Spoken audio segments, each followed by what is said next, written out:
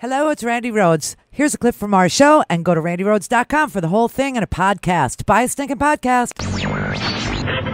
Mary had a little man. The fault. We believe that all men are created equal. To the magnificent mosaic that is America. From radio beacon to radio beacon. I have a dream today. Change has come to America. Knock, knock. Who's there? It's a figment of your imagination. Randi Rhodes Show. Turn up your mind. Mary had a little man. The fault. We believe that all men are created equal. To the magnificent mosaic that is America. From radio beacon to radio beacon. I have a dream today. Change has come to America. Believe it. Knock, knock. Who's there? It's a figment of your imagination. Randi Rhodes Show. Turn up your mind. We begin the show tonight with some more breaking news. This in the special counsel Bob Mueller investigation involving Russian meddling. ABC News has learned that Mueller is assembling a case for criminal charges against the Russian individuals who carried out the actual hacking and leaking of the private information as part of Putin's campaign to meddle in the 2016 election and purportedly to help Trump's candidacy. That's according to multiple current and former government officials that are familiar with the matter.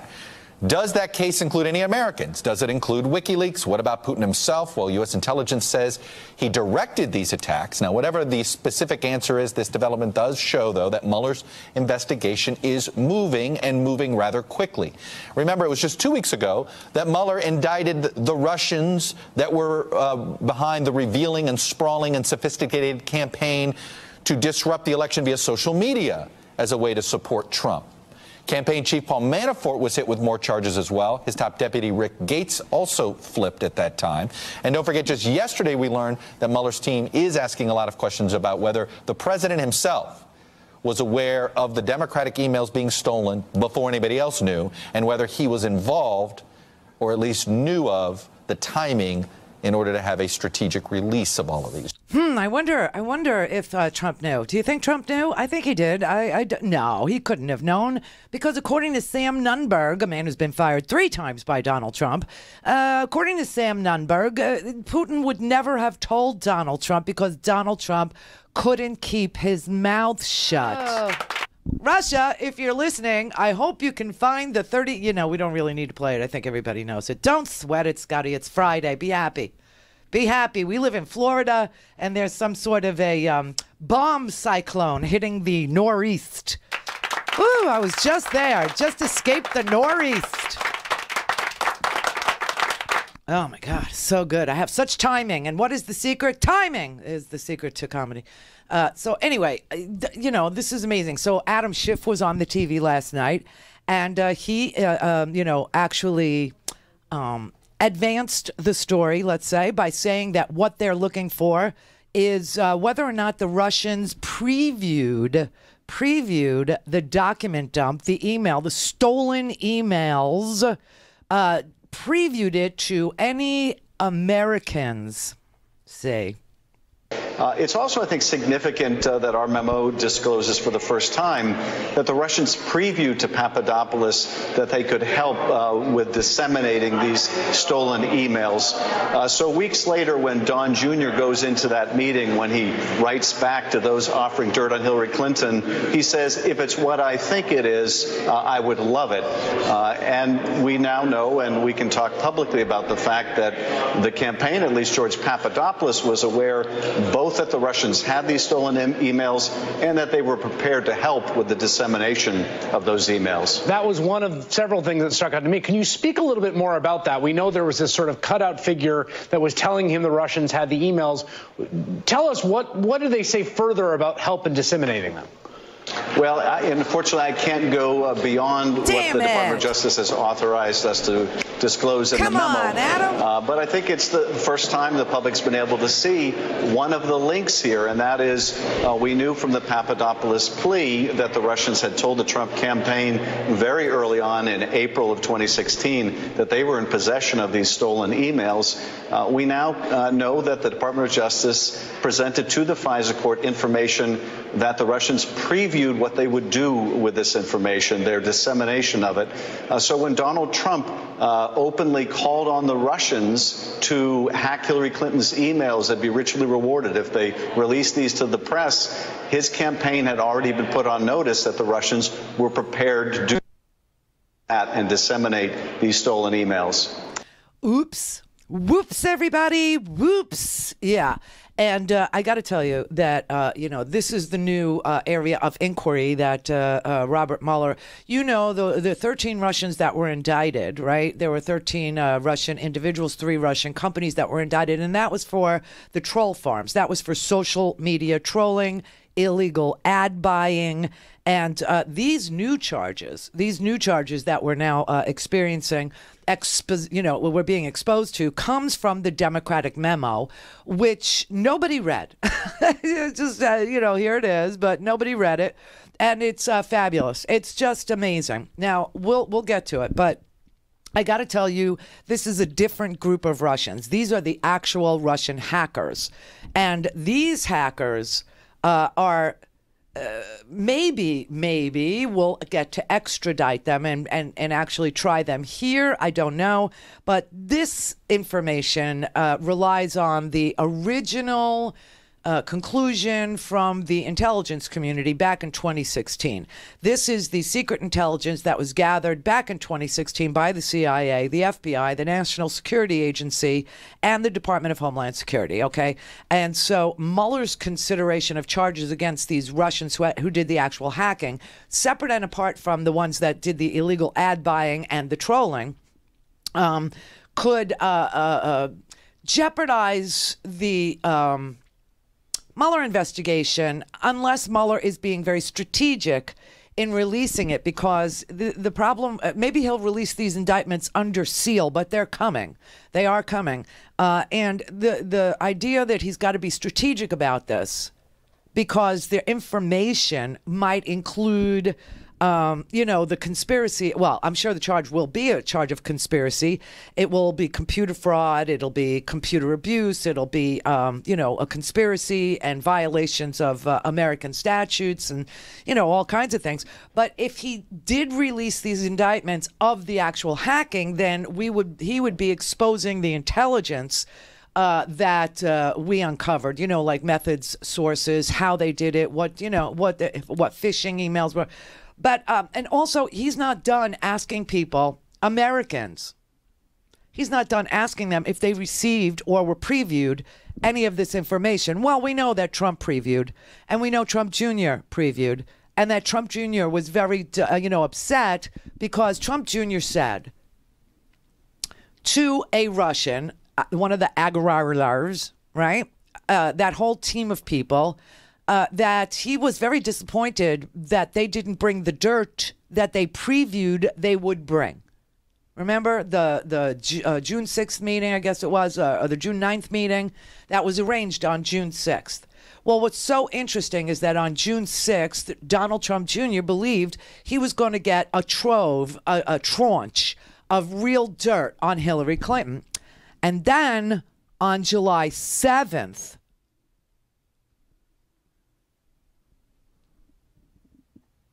hang on.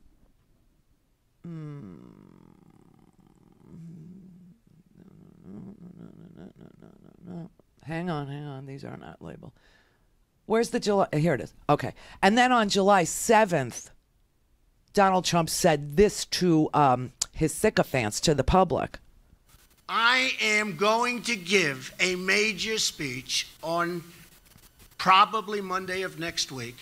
And we're going to be discussing all of the things that have taken place with the Clintons. I think you're going to find it very informative and very, very interesting. I wonder if the press will want to attend. Who knows? So June 6th, the meeting is arranged, promising dirt on Hillary Clinton. June 7th, Donald Trump says that on Monday, because the meeting was going to be the next, in 2 days. And then on Monday, he would give a speech about all this dirt that his son received from Russians Natalia Veselnitskaya, the Agararovs, who all wrote emails saying the Russian government supports your father. We have dirt on Hillary Clinton. We'd like to give it to you because, the government really does support you and da-da-da-da-da. And Trump Jr. writes back, well, if it's what you say it is, I love it. So what did they say it was? That's a question, right? Don Jr. has called all this reporting about this a lie until he got caught doing it. And then Hope Hicks, see, all these characters are germane to this.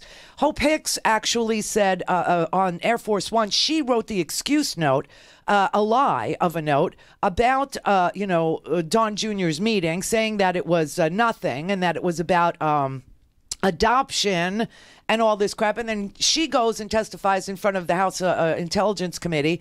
And then she quits her job, leaving the White House in complete and utter turmoil, according to what everybody is saying, that it's just worse than it's at its worst. It's at the lowest level.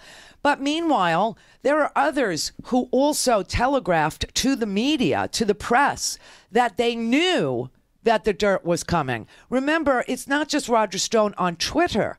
Roger Stone saying that he had a heads up from WikiLeaks that John Podesta was next in the barrel, indicating that Roger Stone knew ahead of time that, previewed, that's the new word, that previewed the dirt that was going to be released by Russian hackers through WikiLeaks. Julian Assange has always claimed he didn't get this information from the Russians, but obviously that can't be true because everybody's talking to WikiLeaks. Roger Stone is talking to WikiLeaks. I told you that this week The Atlantic broke the story that there's actual screenshots that were delivered to the House Intelligence Committee of Roger Stone's communication with WikiLeaks, actual screenshots provided by a third party to the House Intelligence Committee. And Roger Stone went in there and lied. This is what Roger Stone said when he came out of his testimony at the Intelligence Committee. And of course, now we know, we knew then because he debunked his own self. Where is that? Where is that? Huh? At the bottom. 17, 18, 19, 20. They're no, I don't see it. I don't see it. Well, anyway, so Roger Stone, when he came out of testifying at the House Intelligence Committee, he denied that he. Oh, here it is. Okay. It's A11. I made the case that the accusation that I knew about John Podesta's email hack in advance was false, that I knew about the content and source of the WikiLeaks disclosures regarding Hillary Clinton was false, and that my exchange with someone claiming to be Goosefer 2.0, when viewed through the context, content, and timing, was benign and innocuous, that I am aware of no evidence whatsoever of collusion by the Russian state or anyone in the Trump campaign or anyone associated with Donald Trump. Okay. So this is what Roger Stone told the House Intelligence Committee, who refuses to hold people in contempt of Congress for lying, refuses to even enforce subpoenas, refuses to get documents, refuses to do anything because it's Devin Nunes's ridiculous cover-up committee, right? But let me show you something. This is Roger Stone saying that he did speak to Julian Assange when he was here in South Florida talking to the Southeast Broward GOP, okay? With regard to the October surprise, what would be your forecast on that, given what Julian Assange has intimated he's going to do? Well, it could be any number of things. I actually have communicated with Assange. I believe the next tranche of his documents pertain to the Clinton Foundation, but there's no telling what the October surprise may be. I talked to Assange. He okay, there's more. There's more. Because Roger Stone loves to talk on the radio, and it's just so strange that there's such a small circle of us radio people that we all freaking know each other.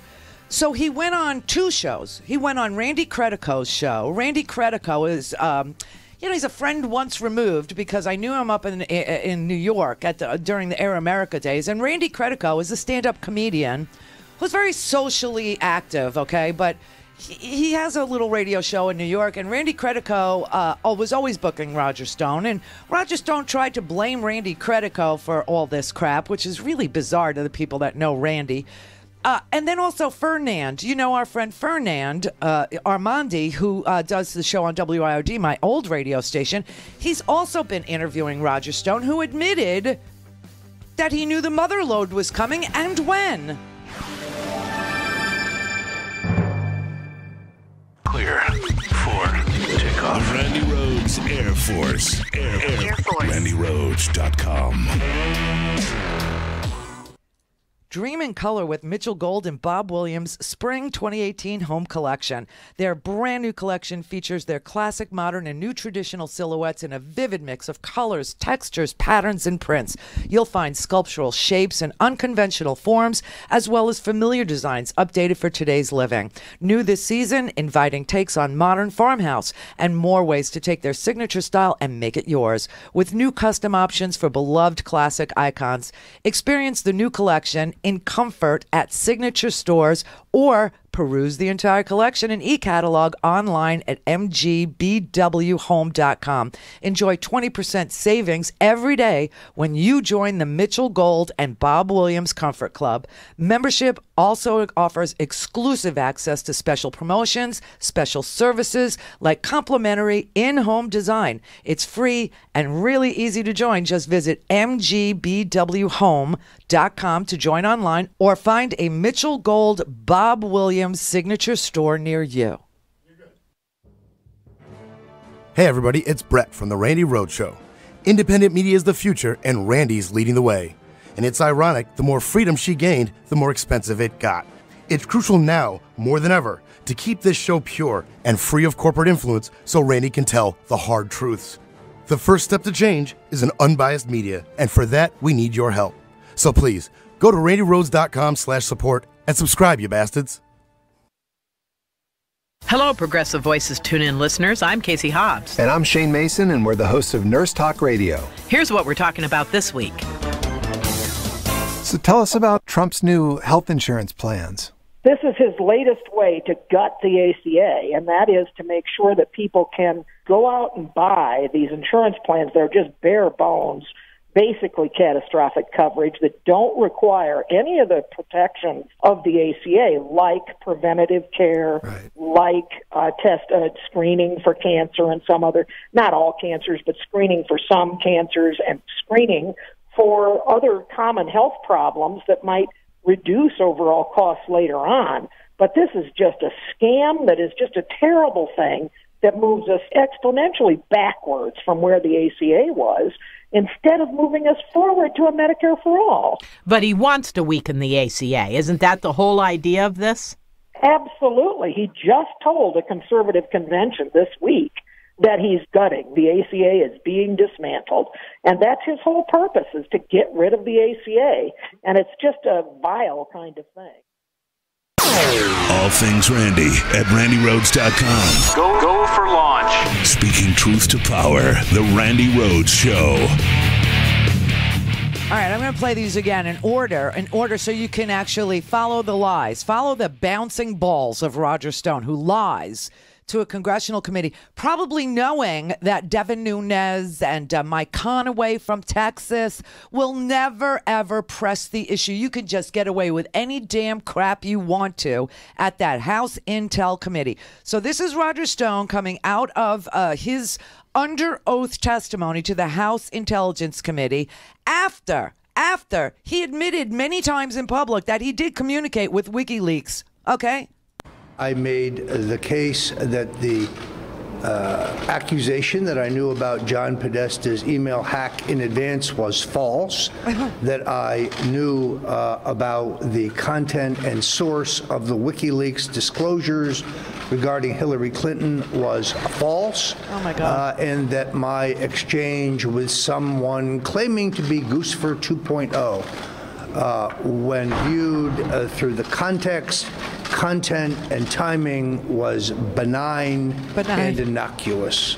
Oh, God, he's a liar. All right, so here is Roger Stone saying that he did speak to Julian Assange. With regard to the October surprise, what would be your forecast on that, given what Julian Assange has intimated he's going to do? Well, it could be any number of things. I actually have communicated with Assange.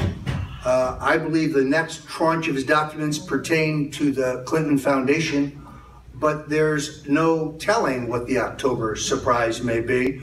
Okay, and here is Roger Stone in October of 2016 talking to Fernand on WIOD in Miami. Roger, take us out of suspense. There's some back and forth on whether the October surprise is going to happen on Wednesday or Tuesday. The point is, you say it's going to be the motherlode, perhaps the biggest of all October surprises. What's coming? What's next? Well, there's a lot of things, I think, coming. This race is very, very far from over.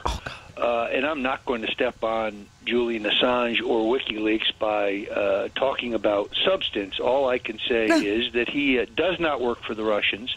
Let me say that again. Julian Assange does not work for the Russians. He works with them. Just in case somebody missed it, let me say it a third time. Does not work for the Russians. With them. Attention, Congressman Jerry Nadler, the new Joe McCarthy. Yeah, right. And he has been, as you know, a bipartisan leaker, somebody who opposes the deep state. It's interesting to me that, you know, liberals were tickled when he was releasing stuff that embarrassed the Bush administration, but now, not so much. He has everything that the top Clinton aides thought that they deleted at the State Department. The missing emails that Huma Abedin, the Saudi spy, and Cheryl Mills, the profiteer who's, I don't know, been representing a number of African nations trading on her Clinton connections. They thought they erased all this stuff, but as you know, Fernand, in the cyber world, nothing can really ever be totally erased or deleted. It does not look good for you, Roger. Smoke another joint, put together your last bizarre outfit because, stripes are going to be your thing. This is unbelievable. Him, Jared, they're all going to be in Danbury minimum security prison. It's just unbelievable. Now, on top of all this that happened in 2016, all these interviews, Roger Stone just couldn't keep his freaking mouth shut. Roger Stone of Manafort. Yeah, remember his law firm? He was Trump's lobbyist for 20 years, Roger Stone was. And Roger Stone was originally on the campaign, and then apparently he was fired. But we don't know if he was fired like you're out, Tom, to protect Roger Stone, to get him over there so that he could get this information, and Trump would always know he could trust him. I mean, it's real Godfather stuff, this stuff. It's all Russian mafia. Even the NRA is infused with the Russian mob money. So we'll get there, too. But check this out. This is The Atlantic found that the Atlantic actually got to view the screenshots that the Intelligence Committee has. The Adam Schiff Committee that is, he's just a ranking member, Adam Schiff. He can't issue a subpoena. Only Conaway can issue a subpoena. Nunes, apparently, who recused himself, and now he's unrecused. I don't know. But they won't do it. They won't follow up on anybody. But here you have Roger Stone's screenshot that says that, it clearly shows that he is communicating directly with WikiLeaks despite lying under oath to the House Intelligence Committee. And now he's blaming this, this friend of mine once removed, this stand-up comic and also radio host, Randi Rhodes, for being the intermediary. This is so bizarre, I can't even tell you, because I've known these guys. I know Fernand and I know Randy. What the hell is wrong with him? He said, I have never said or written that I had any direct communication with Julian Assange. I've always clarified in numerous interviews and speeches that my communications with WikiLeaks was through the aforementioned journalist. He's calling Randi Rhodes, the stand-up comic, a journalist, which is hysterical to me. Trying to say he's protected under some privilege. I don't know. But there was private direct messages that the Atlantic, the magazine, the Atlantic, have that clearly show that Stone was communicating by Twitter through direct message to the WikiLeaks account at least on October 13th, 2016. And what's interesting about the Fernand interview, where he's previewing that the Russian dump is coming, that was October 3rd. So he knew a really long time. Okay, and then that Southeast Broward GOP meeting where he tells everybody that he is in contact with Julian Assange, that was even earlier. So this is crazy. But anyway, The Atlantic has the screenshot from October 13th, 2016. And what Stone wrote in the direct message was, quote, "Since I was all over national TV, cable, and print." Oh, sure, Roger, forget radio. I know. On the media totem pole, radio is where the dog lifts its leg. But that's who's going to get you. Because you just couldn't shut up, could you? Since I was all over national TV, cable, and print defending WikiLeaks and Assange against the claim that you are Russian agents and debunking the false charges of sexual assault as trumped-up BS, meaning Julian Assange, you may want to re-examine the strategy of attacking me. Cordially, R. Well, that's not Randy Credico and that's not Randi Rhodes. That is Roger Stone. An hour later, WikiLeaks replied, quote, "We appreciate that. However, the false claims of association are being used by the Democrats to undermine the impact of our publications. Don't go there if you don't want us to correct you." 2 days later, on October 15th, Roger Stone responds by direct message to WikiLeaks, "Ha! The more you correct me, the more people think you're lying. Your operation leaks like a sieve. You need to figure out who your friends are." The next communication, the day after Trump won the election, WikiLeaks writes to Roger Stone, "Happy? We are now more free to communicate." Acknowledging that they've been communicating and now they're even more free to communicate, and you don't even have to, try and pretend we're not communicating. I don't know. But Stone bragged about all this. He bragged about it anywhere that anybody would book him, particularly on Fernand's show every single stupid Monday. I just hope Fernand has turned this over to the House Intelligence Committee. And Fernand, if you haven't, please do so immediately.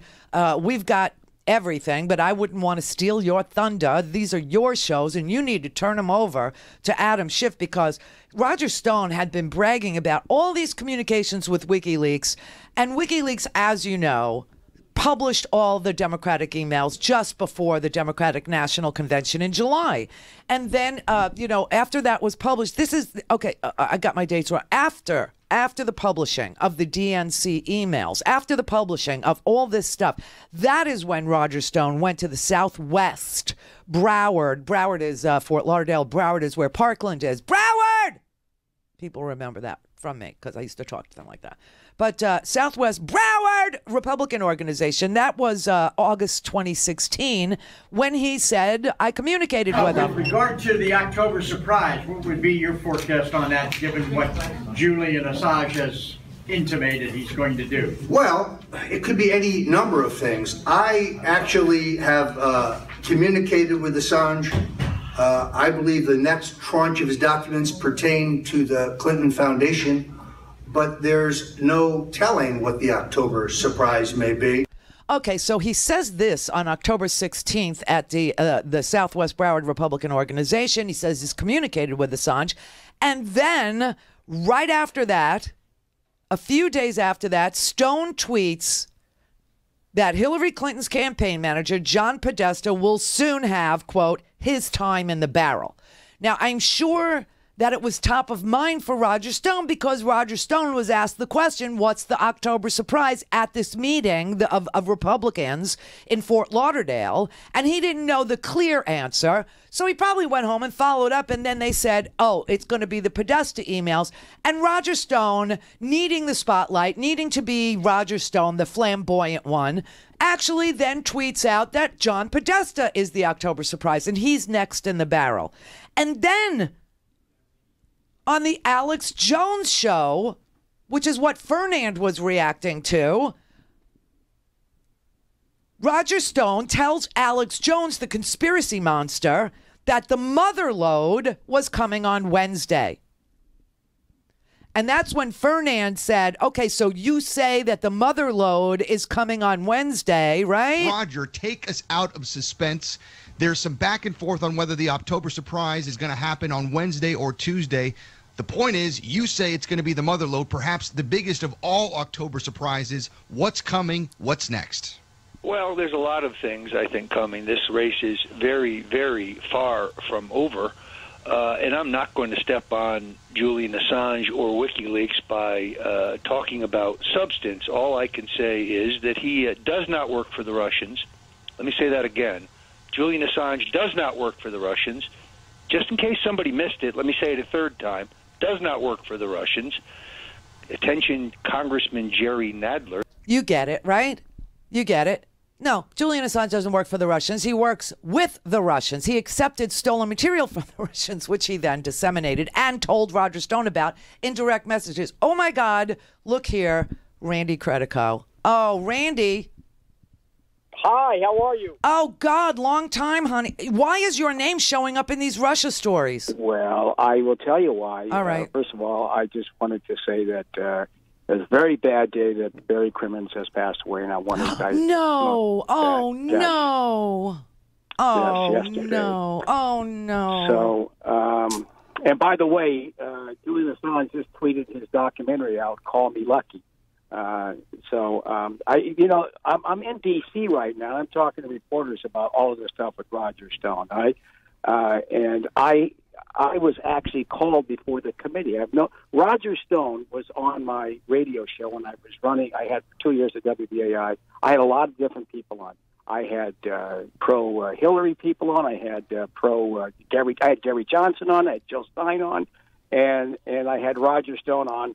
And so, because I'm trying to levitate this radio station, WBAI, which is in the dumps. So I had a very popular show. Yeah, I know that station. It's out on Long Island. So let me just say this. Yeah, go ahead. It's not Long Island. It's in Brooklyn now. But Roger Stone is a self-promoting, inveterate liar. All right? He really insinuated himself into this story. Now, I don't know how anything got to Assange. I don't know anything got, I don't know any of that, but I can tell you Roger Stone had no connection. He was fishing all the time, putting himself into the picture. When he came out, he said he had a back channel to Roger Stone. I'm just explaining this to Mother Jones a few minutes ago, one of their reporters. So, and Michael Isikoff. Stone is like I said, a very sick self-promoter. He threw himself into this, a story, and he's gloating because everyone's giving him a lot of attention. He's loving it. Well, I don't care if he loves it or not. He lied to the House Intelligence Committee. And yeah, well, he lied about me by saying that I was back channel, and then I actually have a copy of the testimony that he gave that I'm not giving to anybody yet, but I know what he said. He gave all these dates. I didn't even talk to him. Wait, how do you have his testimony? I was sent to me by his lawyer. Sent to you by Roger Stone's lawyer? By just the testimony, the supplemental testimony, after he testified, and he told him he read a 47-page statement to, appease or to. The Alex Jones statement. Yeah, he read that on that conspiracy show. Right. Okay. And he put it on YouTube before he testified. Right. With all of this bluster and this bravado, he goes out and he says, "All right, I'm going to testify." So he testifies before he gets asked any questions. He reads a 47-page statement, which he simultaneously releases on YouTube. He's really basking in the glory here. It doesn't matter, Randy. He obviously knew. He knew what was coming and when it was coming. He knew. Did not know. I can tell you. How did he know that Podesta was next in the barrel, Randy? Because he had. I know. Listen, that's the one story he told me all along last year when I was on the show that Podesta was connected with. And there was this. Remember, this is 3 months later after he said that. He said that when he said in August, September, October, and then the Podesta stuff comes out 3 months later. He had. I'm telling you, it's going to come out. Mueller may be investigating this, but if he really had something on Stone, he would have gone to him right now. Stone has put himself into this, and what he's doing, he's diverting attention from really following it. But there are screenshots of Roger Stone talking to WikiLeaks. There are. There's two. All right, listen, I can't make, explain the one after the election. But before the election, I was in to see Barry Crimmins on September 29th. He and I were in London in 1986. We spent he was working Channel 4, and I was doing something else. I was speaking at a college in Hamburg, and I came back through, and he and I hung out for 3 days. And so exactly 30 years after that little party that we had there, he was working in London for 4 or 5 days at the Leicester Square Comedy Club. So a friend of mine, a gentleman who put a lot of money into Air America, Robert Eisenberg, he paid for the tickets to go see Barry Crimmins, and I flew. He actually stayed behind, but he paid for the entire trip. I was there for 4 or 5 days. I saw Barry Crimmins. I also had a letter from WBAI, because they were interested in Assange having a radio show, all right? Do anything to get attention. So I had a letter. I didn't get to see him because they were worried about Stone probably, but I didn't. Just drop it off. I have all the emails that confirm that I never got to see. But people, I took a picture. I don't follow this story. I mean, I know. All right, but this is a key story. For our audience, Barry Crimmins is a legendary Boston stand-up comic. I mean, he is he started that whole Boston scene. It literally happened in a Chinese restaurant in Boston, and from that, you know, Stephen Wright was a breakout guy. Bob Goldthwait. Right, all these guys, and Randy was one of them, and Barry was one of them. And I wasn't one of them, but he and I were close friends. But back in the Nicaragua. Okay, so what does the trip to London to see Barry Crimmins have to do with Roger Stone? Yeah, it has a lot to do with it because you do know that Roger Stone was Paul Manafort's law partner for years and years. I know all about him. So why are you in the story? Is what I'm trying to get to. Why am I in the story? Yes, as a journalist, no less, Randy. What he did as a journalist, I was a journalist. I'm in the story because I had him on my show. I had Julian Assange on my show. He got me Gary Johnson, and he asked me, hey, Randy, since I got you Gary Johnson, this is way late in September. He says, can you get Julian Assange? This is like 2 months after he said he had a back channel. He says, can you? I said, I thought you had a back channel. He says, well, can you just see if you can get him? So you're concluding that he doesn't know Julian Assange because he wouldn't help you book Julian Assange on your show? No. I'm saying that, look, if they have any DMs, trust me, if there's any more, those things are stored in a database by the NSA. You know that. All that stuff that Jack from Twitter gives, I have a friend of mine got one of these, not a subpoena, but asked to turn over the DMs to Jack. Jack turns over anything over a year they give. So they've got them all. The House Intel Committee and the Senate Intel Committee. And they only gave a few of them to the Atlantic. We don't know how many they have. And the Atlantic, the reporter for the Atlantic, she actually published a couple of those DMs. Well, we don't know if there's any more. That's another question, isn't it? But why are you the intermediary for Roger Stone? Why did he pick you? Roger Stone, when he went in front of this committee, right? They said I was in London, and somehow in London, seeing Barry Crimmins. That's really a very important part of the story, but I'll get around that right now. But when I was, so Roger says to me, he says, I'm going to name somebody. I said, who? He says, you. I said, what? He says, they'll never believe you. They'll believe me. So this is what he does. He goes in front of the Intel Committee. He delivers this Strom Thurmond filibuster, and then when it's all over, he drops this little cherry saying, yes, I do have an intermediary, but since he's a journalist, I am not going to give up his name. Right, and now we find out that that's you.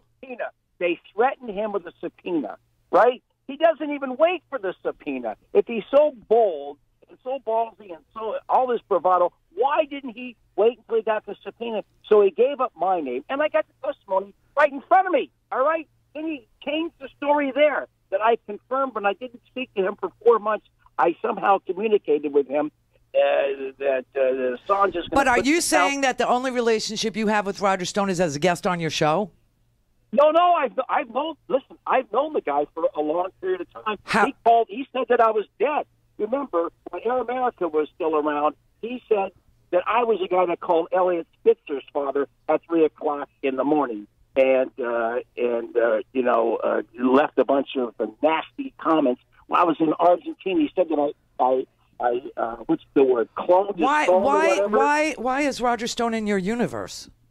Why is Roger Stone in my universe? The same reason why Bill Kunstler knew Roy Cohn. All of my friends are far left. And so I know Roger Stone. He helped me in 2004. He got this guy, D'Alessano, to put money against the Rockefeller drug laws when he was running for governor. That's how he got into my universe, was the two things we had in common. He's a pothead too, yeah.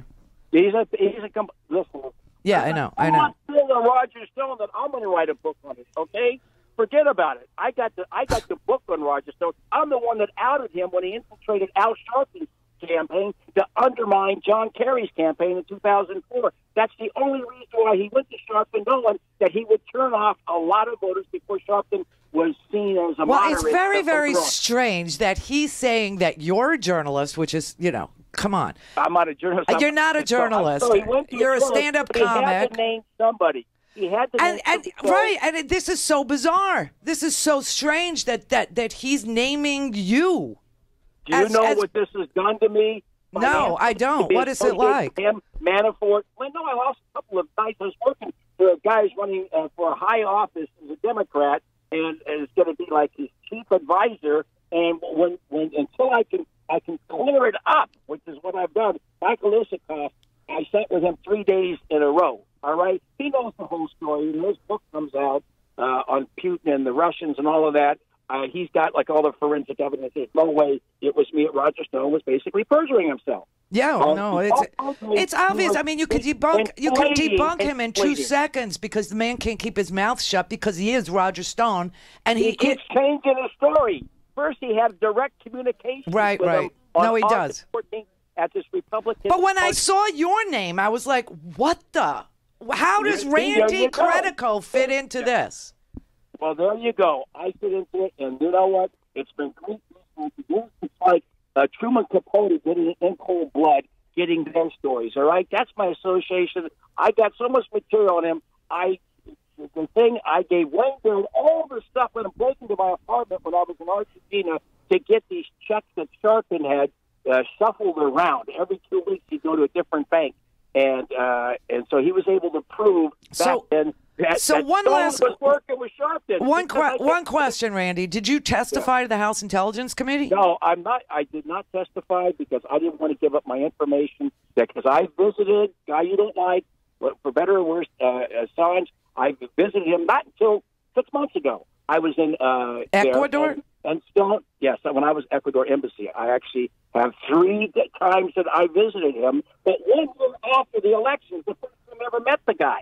Right? So, and I was doing the report. I get it now. Okay, so you went, I get it. So you went to Ecuador and you visited I went to England.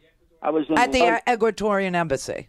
Embassy, yes. Okay, so you went to the Ecuadorian Embassy in London, and you visited Julian Assange, and that is why Roger Stone.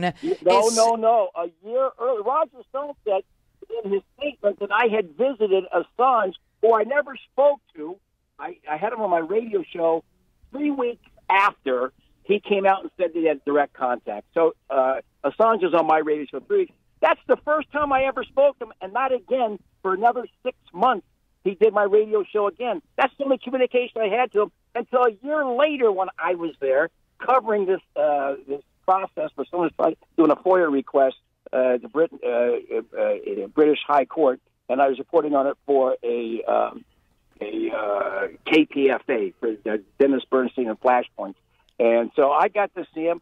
I know a lot of people are blaming him, and there's a lot, and whatever you're going to have to start putting things together, finding other ways. Roger Stone did not get anything from him. I can tell you that, and it's driving them crazy. I mean, how would you like to be mixed up with Roger Stone? The way he goes fishing, and it's all about him. He's a self.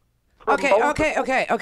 Let's leave the invective aside for a minute. I'm just trying to get a timeline from you, okay? Right. All right. Yeah. So Roger Stone does what, and then you follow up with Julian Assange. You actually get to meet Julian Assange. But Roger, what happened with Roger Stone at first?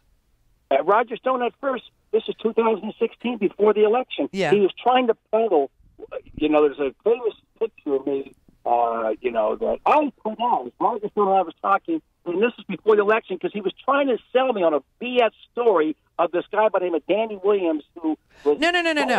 You said... I'm going to tell you. Okay. This is the important thing. This is what Roger Stone and I was talking about, was this guy who was trying to peddle a story of a guy who claimed to be, and I said, I'm not doing that story. I had no interest in it because it's a complete lie. The guy doesn't even look like Clint. It's a complete lie. So he was doing a bunch of mudslinging. All right? What Roger Stone did was he suppressed the vote in a couple of states. All right? He had poll watchers there. And he stopped working on his PAC 2 days before the election because he says, I have nothing else to do. Trump is going to win. No, that's not the timeline I'm at. I want to know. You just said. You want to know? You said that Roger Stone was saying that it was Podesta's time in the barrel, and that that was August 14th. Yes, and that you didn't talk to Julian Assange until months later. It was actually August 25th. Someone from his circle sent me an email saying that Assange would like to do my show, and so I had him on my show, and I forgot. And that's the only time you talked to him during the election. Yes, the first time. Yes, the only time I talked to him the entire year. All right. I swear to God. I believe you. Time, all right. I testified in South Carolina. I talked to him one time for 32 minutes on my radio show, and that was 38 minutes, and the other 22 minutes with Cindy Sheehan. Okay. Right? That was it. That was August 25th. They reached out to me. Never spoke to Assange before that or after until April 2nd. But then you do travel to London to see Barry Crimmins, and you go to the Ecuadorian embassy way later. Way later. Same time, but I didn't get in. Okay. So 3 times you went to the embassy, and 3 times you didn't get in. No. 3 times 2017 I went and I got it. 1 time in 2000. Because you have to do this a week in advance to get in there. It's not like you just walk in. It's not like there's a lot of protocol to go through. There are people that work there. You don't just walk into the place, right? You have to go through a metal detector. You have to go through. You have to give them a passport. There's a lot of things you got to do, and they got to do it way in advance. So in case there's a diplomat there might be a diplomat that's meeting with the Ecuadorian ambassador to London, or to England. Yeah. And so the 28th, and it was a coincidence. I did my radio show on the 25th of the So you still, so your timeline, I'm gonna go back your timeline is that, your timeline is that, and on the 26th of September, on the 26th of September, I flew and I saw Barry Crimmins the 27th, 28th, and 29th at the Leicester Square Comedy Club in Piccadilly, I think it is. Maybe it's not Piccadilly, but wherever the Leicester Square Comedy Club, and spent all my time with him. And I sent an email to this guy saying I had a letter. Can I drop by? He says, you're not going to be able to see Mr. Assange because, first of all, they had no Internet service, and I don't know what they were doing. And I'm sure that the Stone had been boasting that he had a connection at that point with a radio host. Okay? He went from having direct contact to having a radio host that was a mutual friend or something like that. So they were probably suspicious of me. I never got in. Okay. And who's got that letter? Michael Isabel. Sorry we couldn't see you, Mr. Credico, but thank you for dropping off. We'll consider the radio offer. And that was it. And then Chris Hayes puts that picture of me that I took. I was so embarrassed, that I went there and I told the general manager of it, see Assange. Here's a letter. Give it to him. All right, they got the letter. So I took a picture outside, a selfie, and I sent it out. And then everyone extrapolates that meant I got in. I didn't get in. A lot of people take pictures of themselves outside of the embassy. So you're his patsy, okay? This is the second time. Look at the story where he fingered me when he got in trouble for being whacked out in the middle of the night, 3 o'clock in the morning, calling up Bernie Spitzer, Eliot Spitzer's father, and excoriating him on a message machine. And so that got out, and he lost his job with the Senate Republican Finance Committee or whatever up in Albany. He got into a lot, and so he was looking for people. This guy Caputo, this sick man by the name of Mike Caputo. I think that's his name. They all said that Credible does a great impression of Roger Stone. Everyone knew it was a complete Hail Mary lie. And he like I said, but he used me. And then a couple years later, he thought that I'm dead. I'm actually dead. It created a lot of discomfort for people around me. I'm serious, because I was in California. My closest friends in New York, they were actually saying, rest in peace, Randy Credible on Facebook, because I was charging my phone. It was dead. That was the thing that was dead. And he put this always at 3 o'clock in the morning. You'll see. I bet you those direct mails with WikiLeaks are at 3 o'clock in the morning. All right. Well, here's the thing. Here's the thing. Roger Stone actually did tweet that the payload was coming on October 7th. And then, right. And when did the payload come? And then 2 days after that, WikiLeaks started publishing Podesta's emails. And yes, it seems to me that he's using you as some sort of journalistic intermediary, and we all know that you're not. Would you trust me if you had something? No. Oh, God, Randy, you know me. I'll tell you to your face. No, I wouldn't. Would you give me some information? No. Of course I'm gonna. You're all a bunch of stoners. No, there's no way. You know me. I'm a straight arrow. I am too. I'm totally sober. So I want you to know. Oh, good. I'm telling you sort of this. I got to be. It's a program of complete honesty. So I am telling you that going back to a lot of people say this. He's doing laugh at the fact that Roger Stone somehow.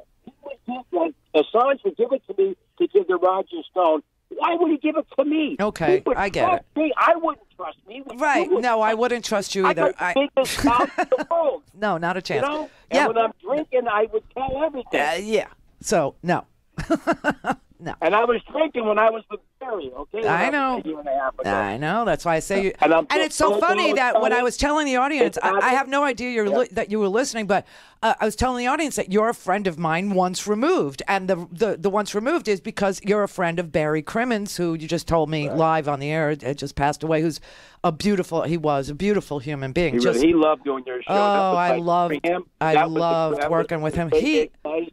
Well, he's the one. He's the one that kept telling me, "Be careful, comedy is dangerous." And then what do? I go try out doing stand up a little bit in San Francisco at a nightclub, and I get fired because also Elliot Spitzer. I was making jokes about the $4,000 hookers. I see. Right. Well, your show is great, and turned me on to it. A comedian by the name of Jan Karam. All right, I'm in D.C. and she just sent me a direct message saying, "Have you been listening to Randi Rhodes?" Not always, but so I thanks, Jan. Thank you. Number. Okay. Jan Karam is a wonderful comedian. Perfect. I'll look her up. What's her her last name? Jan what? Karem or Karam. I think it's E-M. Jan Karam, double-A-N. Okay. K-A-double-N. She's a big fan of yours. All right. That's so awesome. All right. Well, listen, I appreciate her connecting us. I'm sorry about Barry. Oh, I just got chills. He must be visiting us right now because it's amazing. Who knows?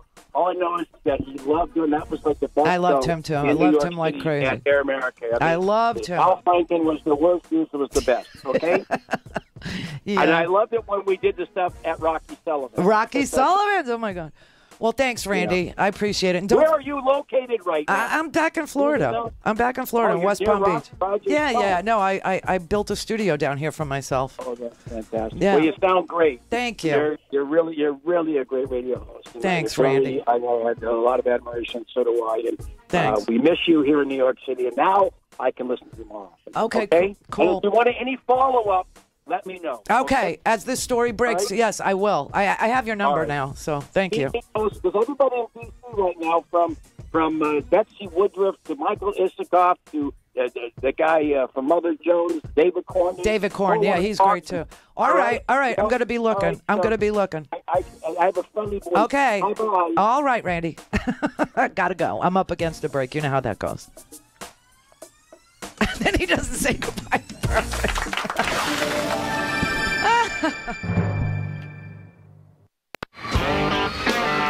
For a commercial-free, on-demand, whenever, wherever listening experience, visit randyrhodes.com for your personal premium podcast today. Now, the top of the hour on the Progressive Voices channel on TuneIn presents the Green News Report. Pruitt believes God commands us to take care of the environment, and that also means to use what he has provided. EPA Administrator Scott Pruitt uses the Bible to justify exploitation of natural resources. But I need you also to be worried about human health. At the same time, Pruitt moves to eliminate office that studies the impacts of chemicals on children. A new study finds communities of color disproportionately bear the burden of pollution. Exxonmobil withdraws from massive deal with Russia, plus good news and bad news for the environment in the courts. All of that good news and bad news straight ahead. From BradBlog.com, I'm Brad Friedman. And I'm Desi Doyen. Stand by for 6 minutes of independent green news, politics, analysis, and snarky comment. Arming 20% of them, as Mr. Trump suggested Thursday, would mean more than 700,000 people with guns in schools. It's no wonder the NRA likes this solution. It involves buying hundreds of thousands of guns, and that's their solution to everything. They probably deal with climate change by pointing a Glock at the ocean and daring that to rise. and it's worth noting. This is your Green News Report.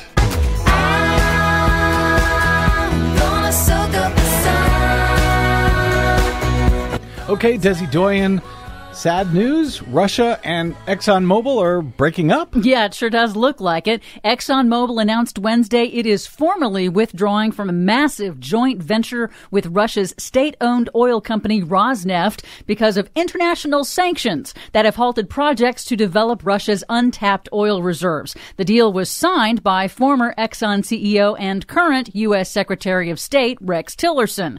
Last year, the Treasury Department fined Exxon $2 million for violating the sanctions with that contract. Bloomberg News reports that Exxon will post an after-tax loss of $200 million as a result, but that losing access to Russia's vast reserves is likely to harm Exxon's long-term efforts to increase production. So sad. Meanwhile, in an interview with the Christian Broadcasting Network, Environmental Protection Agency Administrator Scott Pruitt said that he believes God wants humans to exploit the planet's natural resources and wants him to deregulate the fossil fuel industry. Of course he does. The biblical worldview with respect to these issues is that we have a responsibility to manage and cultivate, harvest the natural resources that we've been blessed with.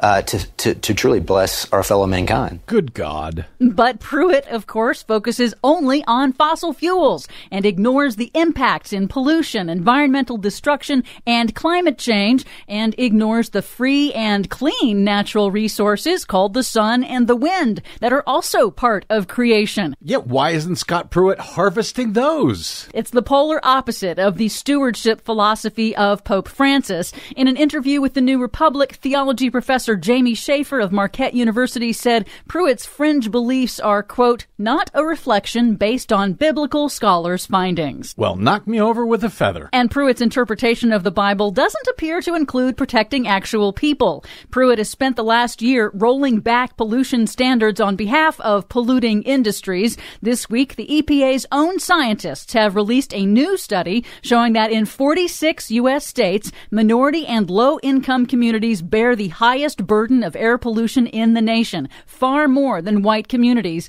and are disproportionately affected, leading to increased risks of asthma, heart disease, cancer, and other illnesses. But that's not all the Scott Pruitt news. He also proposed this week shutting down the EPA's research arm dedicated to studying the impacts of chemicals on children's health. In recent years, research grants funded by the National Center for Environmental Research have discovered arsenic in infant rice formulas and identified neurological effects from flame retardants and toxic pesticides.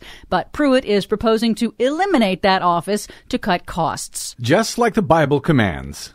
Finally, some good news and some bad news for the environment in the courts.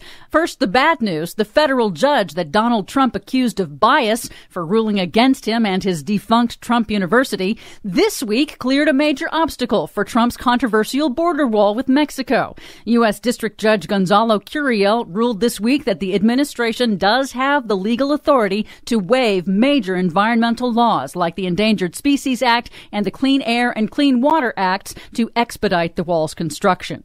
And the good news? Well, a different federal judge has rejected the Trump Interior Department's efforts to delay the waste reduction rule that required the oil and gas industry to reduce harmful emissions of methane from operations on the public's lands and pay royalties. So there's that. At least there's that. For much more on that and all of the other stories we couldn't get to today, please check out our website at greennews.bradblog.com. Don't forget, you can download our reports anytime via Stitcher, TuneIn, or iTunes. Find us, follow us, and share us worldwide on the Facebooks and the Twitters at Green News Report. I'm Brad Friedman. And I'm Desi Doyen. And this has been your Green News Report. All in all, it's just another brick in the wall. Please help Progressive Voices support the Green News Report by stopping by bradblog.com/donate.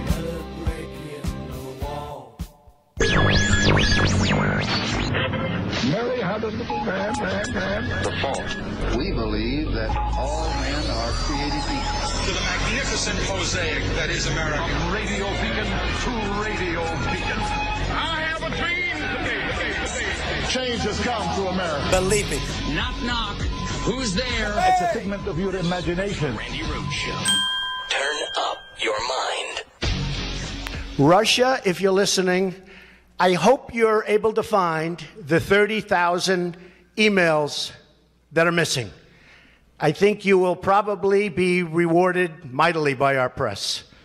Obviously, he knew. Everybody knows. And the idea that they would blame... Now, you've just experienced just a few minutes of Randy Credico. Okay, God love him, but that was my life, okay? Everybody wants to know, what happened at Air America? Now you get a little glimpse into it. But, yeah, that was my life. So... Roger Stone is blaming Randy Credico for, well, he's saying that Randy Credico was the intermediary for WikiLeaks when, and that's why the timeline's important, but, you know, it takes a long time to get a story out of, you know, some people. But obviously, Randy didn't go to London until way after Roger Stone tweeted that, you know, to WikiLeaks, number one, and number two, that Podesta's time in the barrel is next, and, you know, said the mother lode was coming to Fernand down here in Miami on his radio show, and Alex Jones's radio show, and all these other radio shows, okay? So, obviously, I don't want to say this because Randy's listening, but he obviously picked on poor Randy, okay? And said, oh, he's the intermediate. Because Roger Stone is also a stoner, and they can't get their timelines straight. He's a total stoner, and they cannot get... This is why, you know, people say, well, you know, why are you so anti-pot? Just saying, I know people that have been smoking it for 40, 50 years. And you just heard, right? Just saying. Just saying. And Randy's right, though. He's very honest. You know, would I trust Randy Credico with sensitive info? No. No. And now you know that I would say that to your face because I did. No, not a chance. This thing is about to explode. And I'm telling you that the reason why Mueller is looking at the actual hacking and the actual dissemination of the ill-gotten gains, the criminal activity of hacking. Hacking is a crime. Hacking Podesta's emails is a crime. Hacking the DNC is a crime. Hacking, any email, sending phishing email, that's all a crime, okay?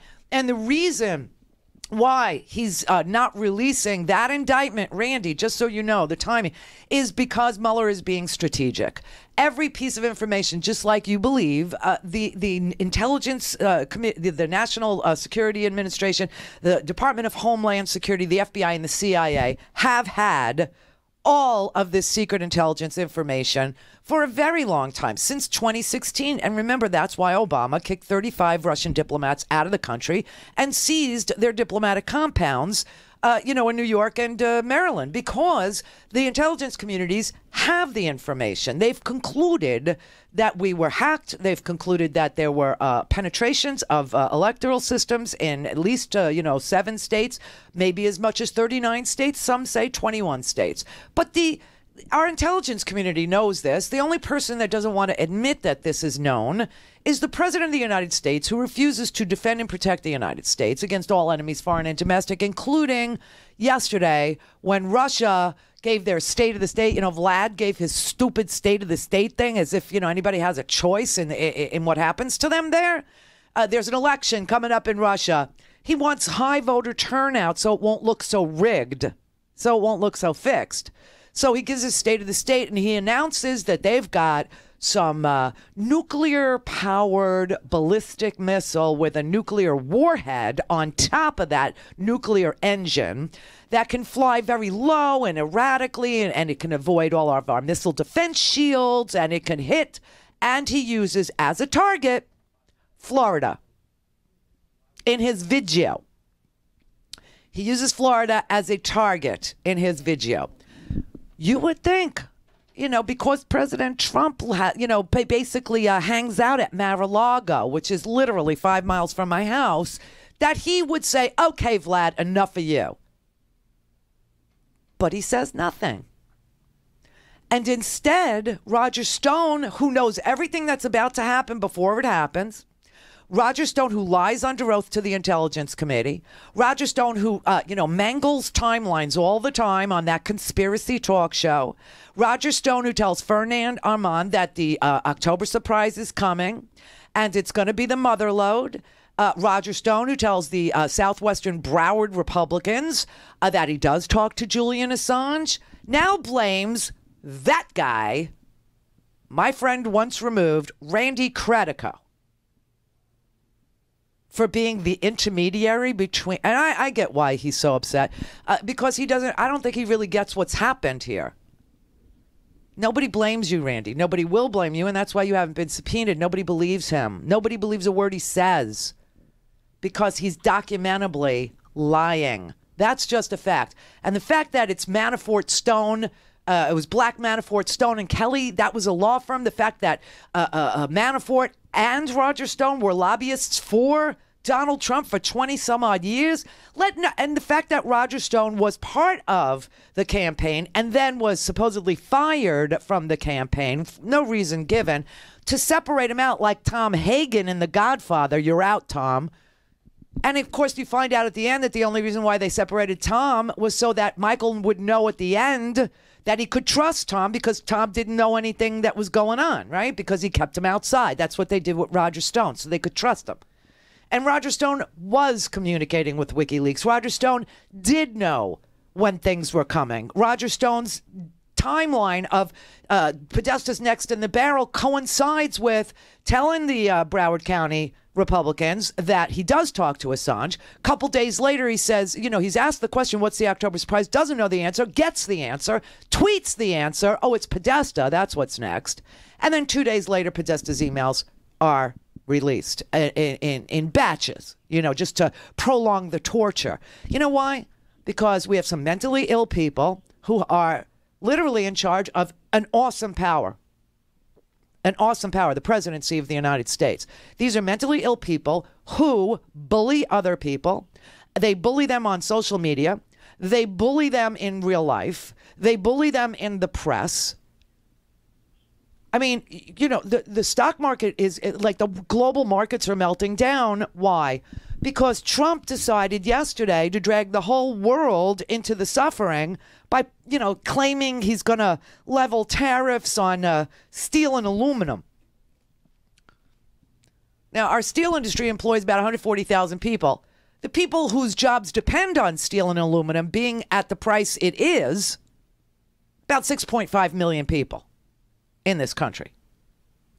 So when he starts joking around or starts, taking his ire out on the world, and Vladimir Putin is threatening, nuclear annihilation for Florida, and the president still doesn't do anything, then they got him by the nads. Randy, it's all going to work out. Just calm the hell down. It is. It's all going to work out. And nothing's going to happen to you.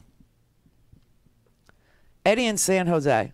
Randy, hello. Hello. I was just going to mention that Roger Stone has already publicly admitted to spending more than $450,000 on his legal defense in order to prepare to testify in front of the House Intelligence Committee, which is run by allies, basically Republicans.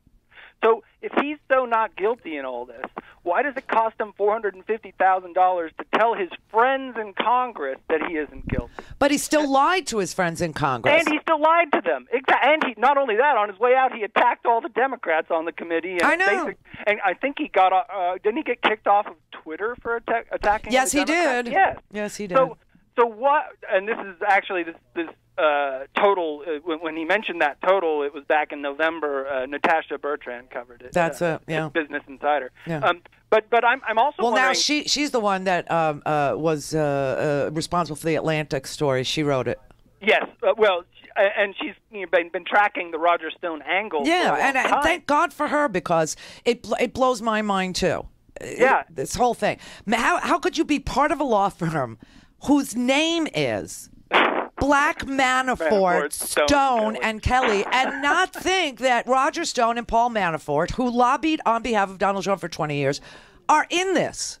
Right, and I think I sort of, in trying to navigate what Credico was saying at the end of the last hour, he actually threw out the name Michael Caputo. Yes, Mike Caputo. Mike Caputo's been in league with the Reagan wing of the party since the 1980s. He used to work with Oliver North and was spreading propaganda about the wars in Central America. And and you should know, Randi has been very, Randi is an activist, okay, at heart. He's a stand-up comedian, and he's very funny, but his heart and soul was, against the drug laws. Okay, he's always been against the Rockefeller drug laws. And the other thing that he was very active on was those wars in Central America. So that's, right. Yeah, right. That's why. Right. Well, Caputo actually, guess what? Caputo worked for a Ukrainian politician in the Ukraine at the same time Manafort was over there. Yeah, they're dirty. They're all dirty. And I think that's why Randi is so upset, because I think so too. Because he knows how dangerous these freaks are, and he knows the dirty black arts that they play, and he knows that they picked on him for no reason except that they thought he's easy to pick on, because he does have a tough time telling his whole life story, because it's very complex. I mean, he's been involved in a lot of things, a lot of very left-wing things. And so... Caputo, I think Caputo was also Roger Stone's driver for a while, and was, quote, trained in the dark arts by Roger Stone. But interestingly enough, I think you remember immediately after Trump was inaugurated, Roger Stone was going around telling people that there had been assassination attempts against him. He said, he told two stories. He said he was poisoned by polonium. Yeah. Right. That he was jogging on the beach and he felt terrible because he's like, a pot smoker who jogs.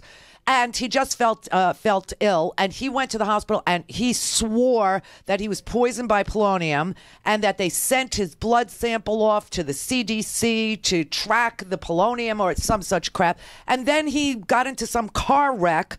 These guys are all so stoned. I mean, he got into a car wreck If you knew these people, it would be so self-explanatory. They're so wasted, so much of their life. Okay. I think that's what happened to Stone. He said he got in a car wreck, and it was almost immediately after some kind of cigar and whiskey event or something like that he had been at. I don't know exactly the details, but it was crazy. Right, and then he claimed that somebody was trying to kill him because he wrecked his car for driving under the influence of some damn thing. Yeah, I know. Yeah. These people are... Listen...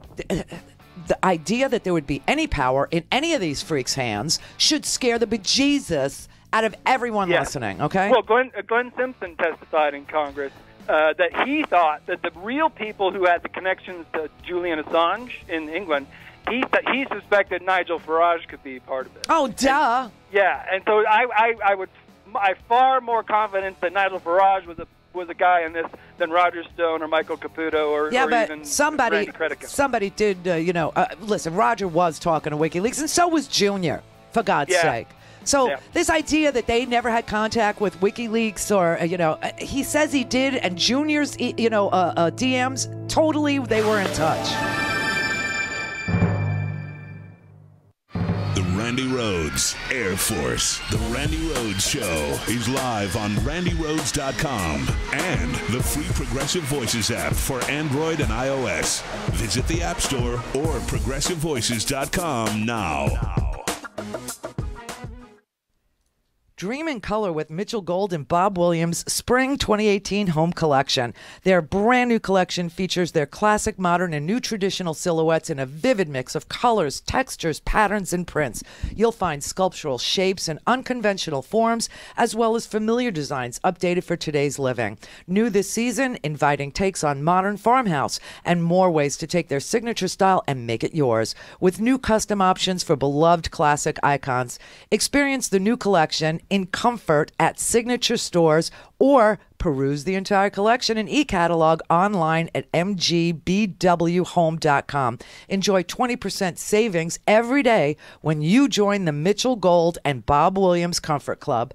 Membership also offers exclusive access to special promotions, special services like complimentary in-home design. It's free and really easy to join. Just visit mgbwhome.com to join online or find a Mitchell Gold Bob Williams signature store near you. Hey guys, it's Scotty, Randi's producer here, and as many of you know, I grew up in Randi's house. You know, eating her food, watching her TV, and like most kids, ignorantly not following her advice. And one of her biggest pieces of advice was, never take a job in radio, because the big companies that run radio, they suck. Well, I didn't listen and ended up working in radio, and as always, Randi was right, they sucked. But I'm here now, and I can tell you that it takes a lot of chutzpah to break away from the big companies and start your own show. But you know what else it takes? Your support. We are independent media, so the only financial backers we have are you, the best listeners in the world. And we can't do it without you. So please, go to RandiRhodes.com and support the show, buy a stinking podcast, donate some money, and keep us going. You're listening to the Progressive Voices Network, and here's a clip from Tara Buster with comedian Tara Devlin from RDTDaily.com. There is no reason why any civilian needs an assault rifle. There is no reason to hunt with an assault rifle. You don't need one for home protection. How many invaders are coming into your home? You need an assault rifle that fires off 900 rounds a minute? How many people are you expecting to invade your home? This isn't the frickin' zombie apocalypse. Where do we live? How are we supposed to have a civilization when our young people are having, what do they call it, live shooter drills? They have these memories to take with them into adulthood if they are lucky enough to reach adulthood. This is our future we're throwing down the drain. Not only these kids are dying, they're being shot, but the kids who are left, what kind of PTSD do they suffer from? We're creating this environment for the children to grow up as damaged adults. Afraid. What kind of country is this? This is not a country. And it's not patriotic at all. The Second Amendment, I don't care. You effing cowards. If you need an assault rifle to go grocery shopping, you're sick. You don't need an assault rifle, my friend. You need a straitjacket and a locked rubber room. This is Tara Devlin from RDTDaily.com. That was a clip from my show, Tara Buster, recorded live every Saturday evening on the RDT Daily Facebook page and streamed simultaneously on YouTube and Facebook Live. Replayed Sunday, 6 p.m. Eastern on Progressive Voices, or anytime on demand on the Progressive Voices app. Support RDT Daily and the Progressive Voices Network.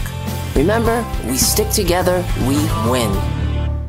The Randi Rhodes Show is live on RandiRhodes.com and the free Progressive Voices app for Android and iOS. Visit the App Store or ProgressiveVoices.com now. Doesn't make sense that I have to wait till I'm 21 to get a handgun, but I can get this weapon at 18. I don't know. So I was just curious as to what you did in your bill.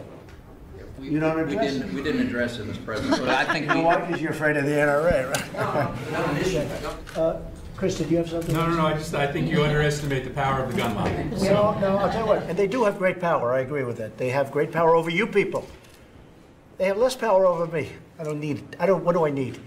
But I tell you, they are well-meaning. And I said to them very nice, I said, fellas, we got to do something. We can't keep restricting, and we have to do what's right. When it comes to mental health and other issues, I said, we have to do what's right. I like taking the guns early, like in this crazy man's case that just took place in Florida. He had a lot of firearms. They saw everything.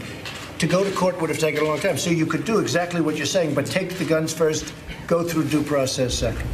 Oh, this did not sit well with the NRA. And I just want you to know, remember yesterday I was telling you that, I was telling you a few things. One was that you shouldn't even pay, it's not even lying anymore.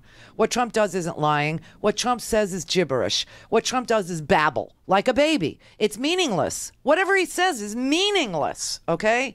But that said, this idea about the NRA, let's remember the NRA is part of this Russia thing too. Oh, yeah.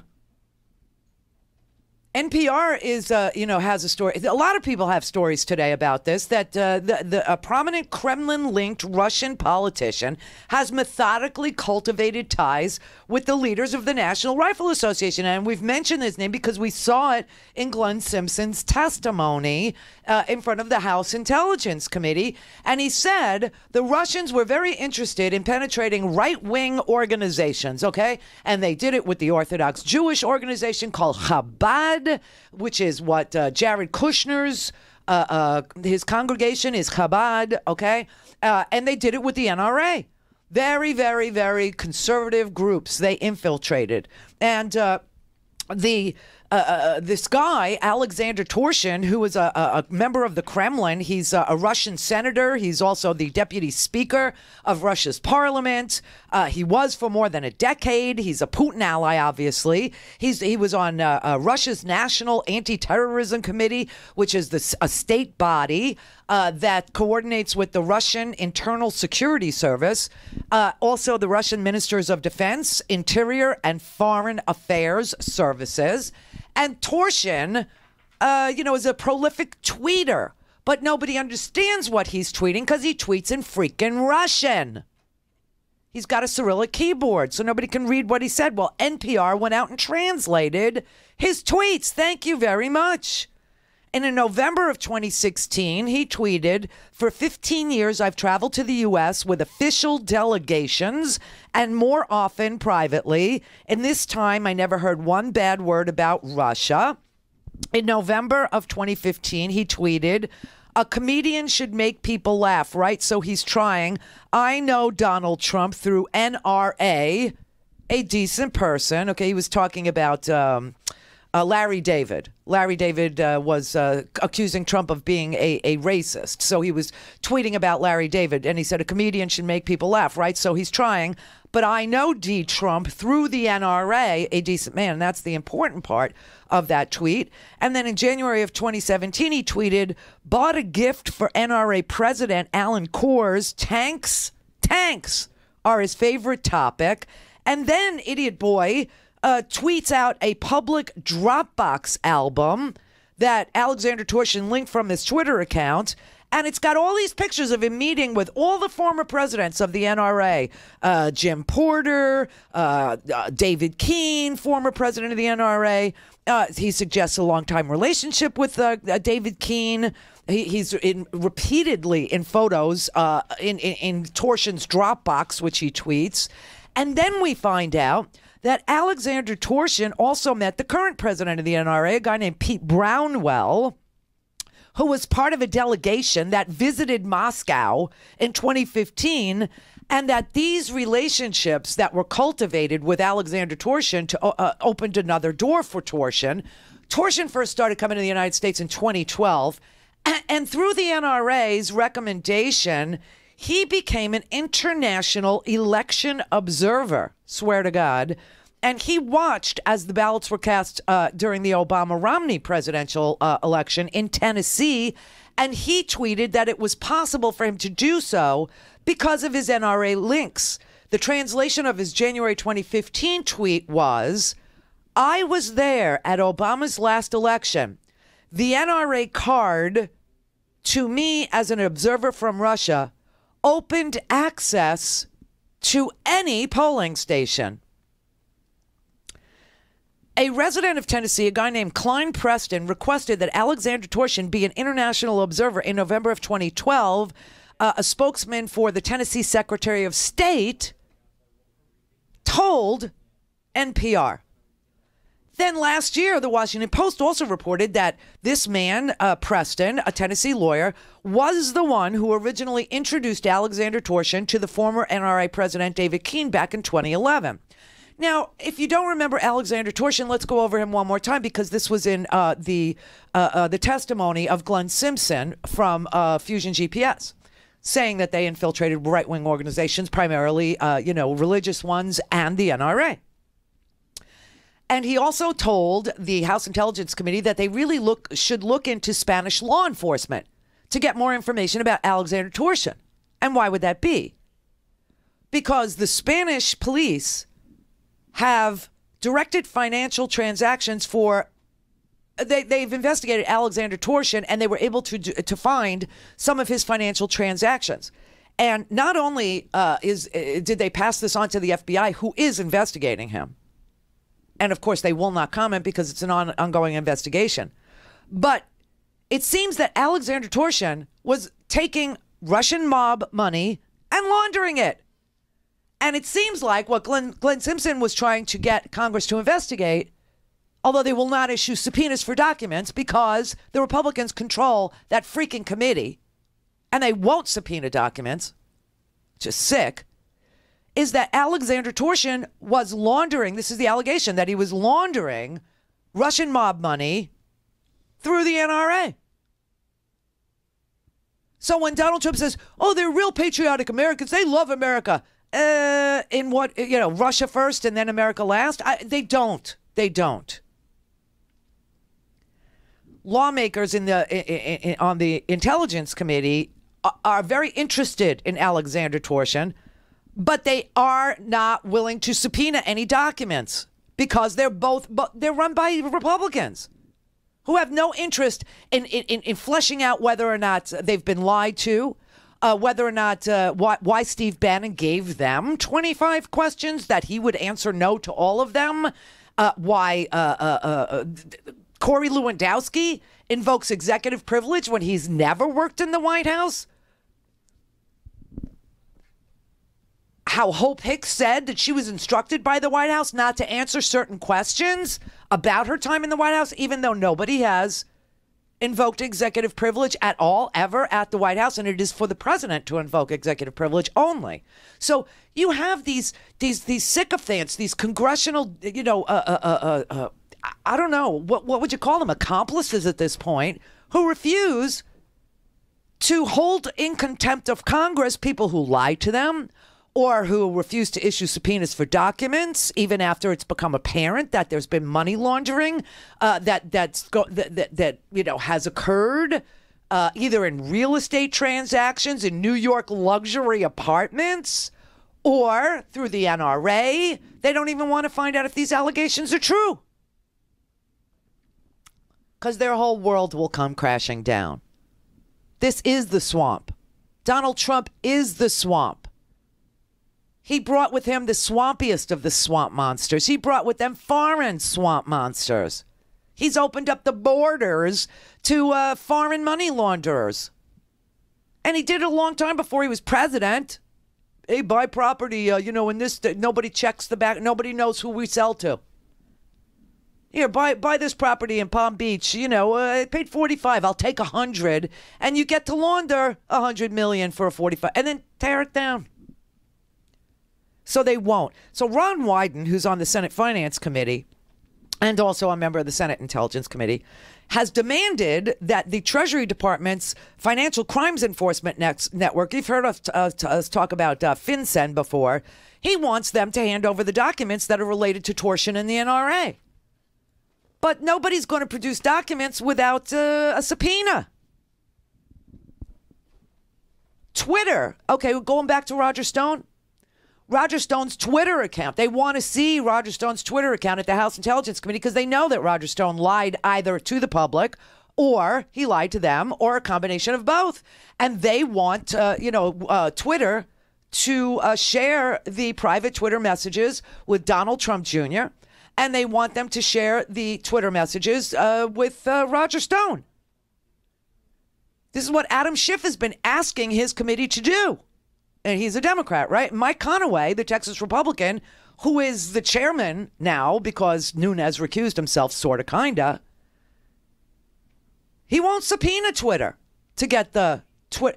And, if Barry Crimmins, he's on my mind now, Randy. If Randy Credico knows enough to know that that Twitter remains on a server somewhere and you can get them, if Twitter would be subpoenaed, they would have to turn them over. Then trust me, the Republicans on the Intel committees, both in the Senate and the House, know that too. They just don't want you to see them. It's also sick. But here's what Glenn Simpson testified to under oath. He, was the co-founder of Fusion GPS. And in his testimony, he said, it appears the Russians, infiltrated the NRA. And there's more than one explanation for why. But I would say, broadly speaking, it appears that the Russian operation was designed to infiltrate conservative organizations, and they targeted various conservative organizations, religious and otherwise, and they seem to have made a very concerted effort to get in with the NRA. Now, the NRA is threatening Donald Trump, right? That's why Donald Trump reversed his whole position on guns, even though yesterday he was all about, common sense solutions. Well, we got to keep guns, out of the hands of 18-year-olds. Well, we got to keep assault weapons off the street. Talking to Dianne Feinstein, could you give your bill to to Pat? Could you give your bill to Joe, meaning Pat Toomey from Pennsylvania and Joe Manchin from West Virginia? Could you and she's like giddy. She's sitting there going, yeah, anytime you're ready. Because what she's got in her pocket is an assault weapons ban. Well, could you give it to Joe? And all this, right? All this. Now, all of a sudden, the NRA has a meeting with Donald Trump last night. And he reverses all his positions. And believe me, it's not based on the $30 million they gave him. It's based on the fact that they can blackmail him too. And probably a lot of the members of the NRA are now blackmailable as well.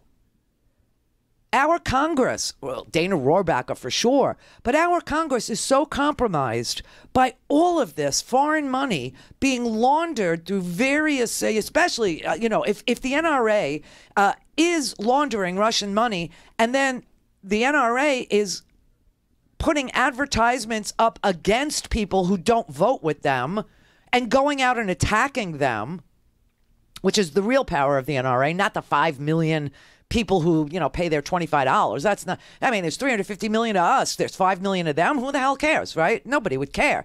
It's just the awesome amount of money that they have.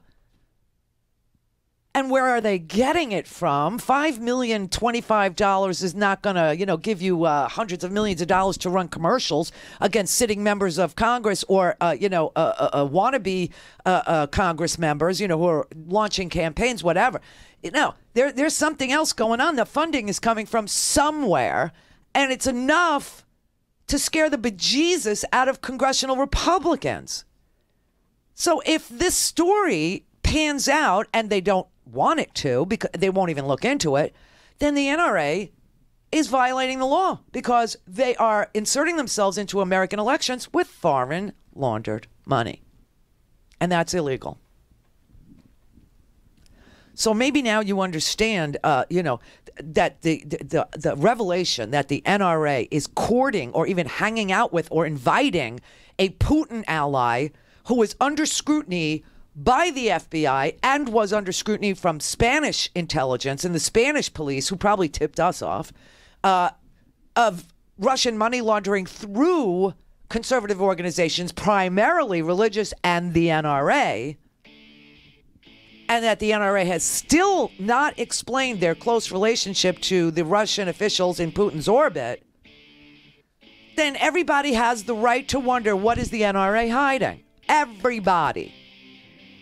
And every time the president tweets, which is what I did last night, every time the president tweets about what a patriotic organization the NRA is, you need to retweet it with hashtag Russia and say, then explain Alexander Torshin and explain all the Russian money in the NRA's coffers.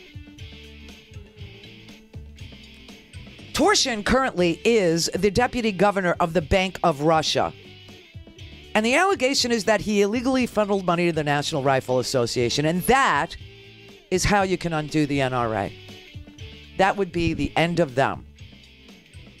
And they need to go. And you know what? These students that are interested in, undoing them, good place to look. To speak to Randi, call now, you bastards. 561-270-3844. Hello. Randi Rhodes. Air Force. Gobble, gobble. It's time for more turkey. Oh, yeah. All natural turkey jerky from Herky-Jerky. That has been a hit ever since they introduced it in late 2017, that turkey jerky, because it's got no nitrates, no artificial ingredients, no MSG, preservatives, and no fat. The turkey jerky is the perfect snack any time of day. And, oh my God, it's absolutely delicious. It's bite-sized pieces of fresh turkey. It's meat that tastes just like the oven-roasted bird that you had on Thanksgiving. It's got just the right amount of everything: salt, smoke, flavoring, and spices. It's unlike anything you've ever had, and they don't skimp. They're going to send you a 14-ounce bag that is going to keep you munching for a long time. Nothing like those wimpy 3-ounce gas station bags. And all this month, $6 off every bag of turkey jerky, and there is no promo code needed. So you get free shipping with 2 bags or more of anything you order in the Herky-Jerky store, including Smokies, bacon, beef, buffalo, elk, and venison jerky and sticks. February is the perfect time. Stock up on all the delicious products from Herky-Jerky, especially the scrumptious turkey jerky. Order it today at herkyjerky.com. Hi, I'm Laura Flanders of The Laura Flanders Show. Watch every week on Free Speech TV, Link TV, YouTube, or if you're in New York, CUNY TV. Prefer to listen? Subscribe to the free podcast at lauraflanders.com. I end every week with a commentary. I call it the F word. Here's this week's. From Donald Trump Jr. to the Republican Congress, conservatives waited no time at all to start calling the survivors of the shooting at Marjory Stoneman Douglas High School fake. The fake victim story spread fast and furiously because it's familiar. Alec Jones, who runs the mad website InfoWars, where Donald Trump appeared as a candidate, said the 2012 Sandy Hook massacre was rigged to benefit the gun snatchers. After a gunman killed 58 people in Las Vegas last year, scores of videos turned up on YouTube claiming the victims were hacks. The more the Parkland students spoke, the more the right said they were getting secret, shady help from the leaders of the Women's March, from Democratic donor George Soros. Because most people don't spend their time perusing InfoWars or the fringe right site Gateway. They don't tend to notice this stuff until it seeps into media's center stream, which this story did. Almost at once, Fox News was running stories on the huge controversy they said was raging. CNN invited former Georgia Congressman John Kingston to opine, do we really think 17-year-olds on their own are going to plan a national rally? Kingston was rebuked. At least one person's lost their job, but that's not the point. The smear's the thing. And it doesn't take a Russian. Years before anyone heard of Russian bots riling up Americans for profit, Americans were doing it for themselves. We've seen smear tactics used against everything from desegregation to single-payer health care since the founding of the Republic. Why was Emmett Till killed? He was smeared. Remember the nefarious gay agenda? The phony feminist hoax? Emmett Till was dead before he was exonerated of assault on a white woman. By the time we're debating whether equality extends to sex with animals or whether grieving students are Soros plants, the damage is done. Honest people are doubted, precious airtime's eaten up. Lies spread further, faster today, thanks to social media. Maybe, too, they can more quickly be stopped. The Parkland survivor smear was caught inside a couple of news cycles. Could the response to this massacre be a turning point, not just for weapons of war, but words of war, too? One good way to squash a smear would be to join the Students' March for Our Lives, March 24th, this year, in Washington, D.C. and around the nation. Show that a smear won't stick. Find out more at marchforourlives.com. Write to me, tell me what you think. That's Laura, Laura, at lauraflanders.com. Be sure to subscribe to the podcast if you haven't already to receive additional mini-casts and commentary at lauraflanders.com. This is the Randi Rhodes Show. To speak with Randi, dial 561-270-3844. That's 561-270-3844. So remember I told you that there was a school teacher in Georgia who barricaded himself in a classroom and started shooting a gun out the window? Yeah, that happened. So last night, or I guess it was this morning, Chris Cuomo interviewed one of the students who had spoken up after the Parkland school shooting, saying that she thought arming teachers was a stupid idea. Turns out this girl attended the school in Georgia where her teacher barricaded himself in the classroom and started shooting his gun. When you got the signal that you needed to evacuate, what did people think was going on and what was going through your head? Based on the events that have been happening around us, everyone thought that it was a shooting. And so we were all just terrified and running for what we thought was our lives. Mm. And when you found out who was involved, you know this teacher, you like this teacher. What did you think about that? I was completely shocked. I did not expect this at all from him. And now that I know more of the story, I feel like I just feel bad for him. Mm. It seems like he is dealing with some serious personal issues, but when he would be in the classroom or he would be dealing with you at school, tell us about the man that you knew, the teacher you knew. He was always really kind and funny. If he saw kids being bullied, he would stop it. If he saw quiet kids, he would always try to include them. He was just a great guy. Well, you know, it's important. The reason I'm asking you, Chandi, is because, you know, there's this temptation right now in society to say if somebody has mental health, there's something bad about them. They're somehow inherently dangerous. We know that's not true in terms of statistics, but I just wanted to get a sense of what kind of man this was. And to hear you say this was a good person, that he liked the kids, you know, it's important that people know that about somebody, even if they wind up doing something like this. So, in the aftermath, you decided to do something. You wanted to tweet the NRA. Why the NRA? Why did it matter to you so much?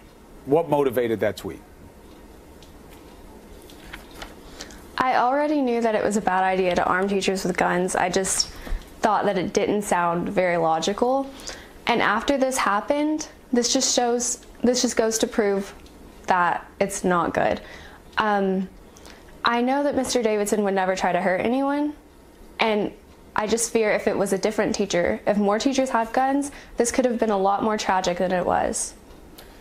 You never know. If you give a teacher a gun, they could be fine right whenever they're issued it, but you never know what could happen. Maybe something can snap and they might, I hope that this doesn't happen, but they could do something. And if there is a shooter in the school and we need to be protected, I think that maybe we should have more officers in the school. We go to a school with over 1,000 kids, almost 2,000 kids, and we only have one police officer in our school. So maybe we could increase security or have more non-lethal weapons. More non-lethal weapons. You know, these kids are so smart. They really are, because they're terrified. We have put them through active shooter drills since preschool, and it has made them feel that the world is a lot more dangerous. It has made them doubt their friends, their teachers, everything. We don't even let them be children anymore. By the time you're 2 years old, you've been through an active shooter drill. I mean, this is crazy. But they know what the solution is, and they know what the solution isn't, and it isn't arming teachers. Obviously, this teacher that barricaded himself in the classroom and started shooting his gun off was a liked teacher. He was somebody that the kids really, really liked, and he would never hurt anybody, or they never believed that he would snap, or, you know, and this whole idea that mentally ill are no. It isn't. You never know what. Listen, the president falls under the category of a school shooter.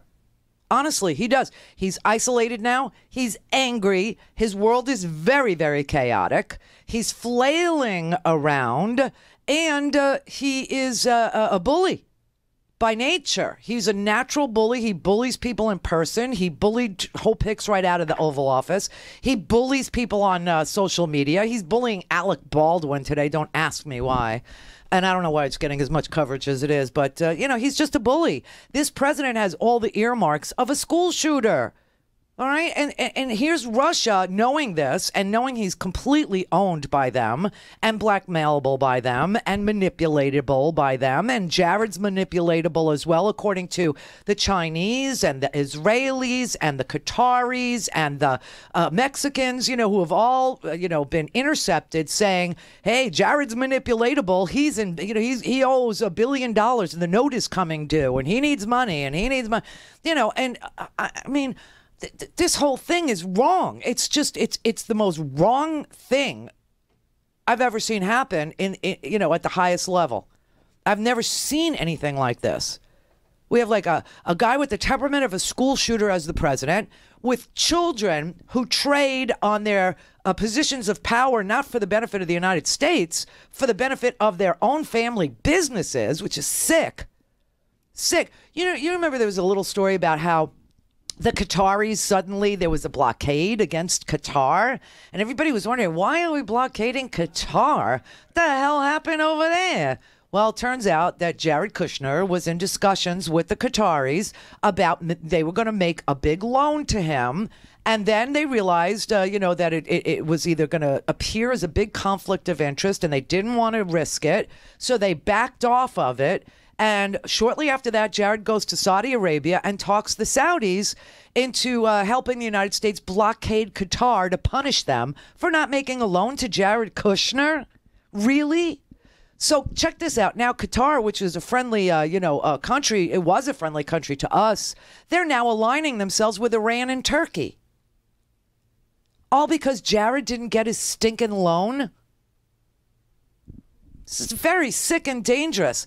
Trump actually tanked the stock market these last 2 days by, taking this ridiculous notion of tariffs, 25% on imported steel and 10% on imported aluminum, which punishes American workers, invites retaliation, which means U.S. exports are going to be retaliated against, which means farmers, for the most part.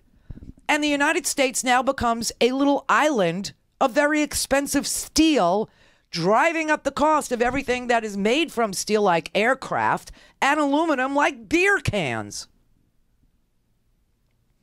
And everything that we export, they're going to match the punishment against. And U.S. Steel and all this stuff, that's going to see, some sort of an increase in their stock prices. What are they going to do? They're going to reward their CEOs and they're going to reward their shareholders. Meanwhile, 6.5 million Americans who work in industries that rely on steel are going to, be laid off. You're talking transportation, aircraft, automobiles. You're talking, and by the way, if you don't believe me, go check the price of, Trump, who's going to save Michigan. Yeah, you morons. Ford Motor shares fell 3% on Thursday. GM's fell 4% on Thursday. And U.S. Steel went up almost 6%. So to reward a handful of people, he's going to punish farmers. He's going to punish automobile workers. He's going to punish Ford and GM. This is so stupid. It's so stupid. And of course, our exports, not steel, but against farm goods and things that we export like Harley Davidsons and John Deere tractors and a whole lot more are going to have, retaliatory, taxes placed on them. Foreign company. And by the way, can I just tell you, you know how much steel China actually imports into the United States? Take a guess. Just take a wild guess. I mean, for all of this activity on Trump's part, how much do you think? 2% of our steel, it comes from China. But check out who's a very big steel importer.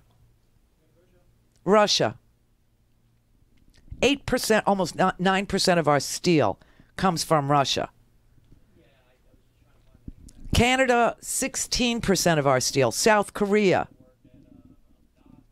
which Trump needs for his negotiations with North Korea. This makes no sense. South Korea imports 10%, Brazil 13%, and Mexico 9%. And Canada buys more American steel than any other country. 50% of our steel exports go to Canada. And here, Trump is now punishing our most important trading partner, Canada,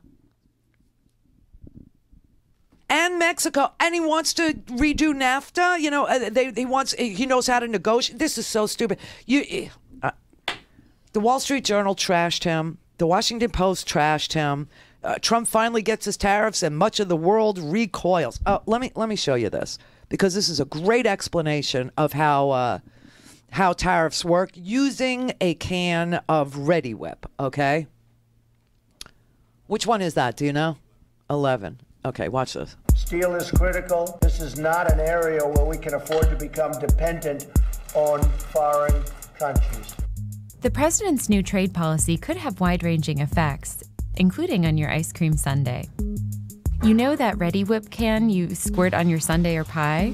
You may not know it, but the can is made from Japanese steel. President Trump has put a bigger tax called a tariff on steel from outside the country. The idea is to make imports more expensive and boost business for American steelmakers. The material for the Ready Whip can started at a factory in Japan, where it was rolled into sheets and loaded onto a ship nearly 2 football fields long. The ship traveled through the Panama Canal, then docked in New Orleans. A barge took it up the Mississippi River. Then a truck carried it to a factory in Illinois, which made the aerosol can. The can was then shipped to a Conagra plant in Indianapolis, where it got its delicious whipped cream. And from there, it went to your supermarket. President Trump's plan would create jobs for U.S. steelworkers.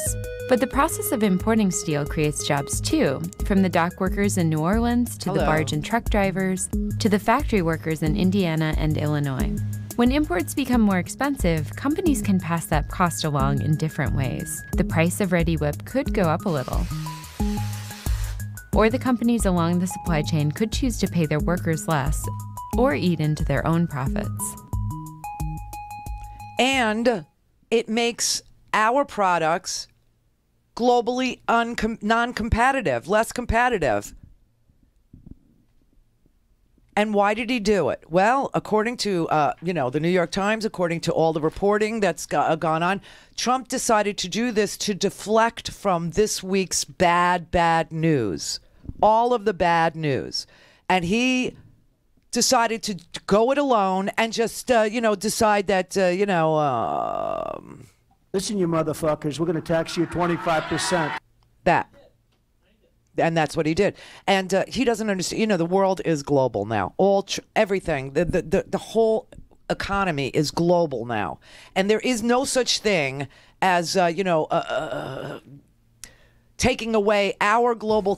You take away the global competitiveness that we have by increasing the cost to make the things we export, or by inviting foreign countries to retaliate against our foreign exports, whether it's grain or wheat or our meat or our fresh produce or whatever it is. You do this and you upset. And that's why Gary Cohn and his whole, all his economic advisors, they got a foot out the door now, because they say he did this without being prepared. He doesn't understand what he's doing. They told him, they tried to counsel him against doing it. They told him that, he would wreck America's competitiveness. He would wreck, any chance to renegotiate NAFTA with Mexico and Canada because of the trade that we already have. Canada buys more American steel than any other country. 50% of the U.S. steel made in the United States goes to Canada, and he's punishing our most important trading partner, which is Canada, in the middle of NAFTA renegotiate. I mean, it's just, and South Korea, when we need them the most to help with the North Korean threat. This is he's such a bully, and he does it just to change the subject. He does it because it's like he throws fairy dust out there, and the markets have tanked in the last 2 days because of this guy. I'm telling you, I've never seen anything like this presidency. And, you know, I thought W was really the dumbest president I'd ever seen. But he starts to look almost okay. I wouldn't say decent, because how many people died because of him? But this man is literally off the hook. This guy, like, hurry up, Mueller, is all I can say. Hurry up. Buy a stinking podcast.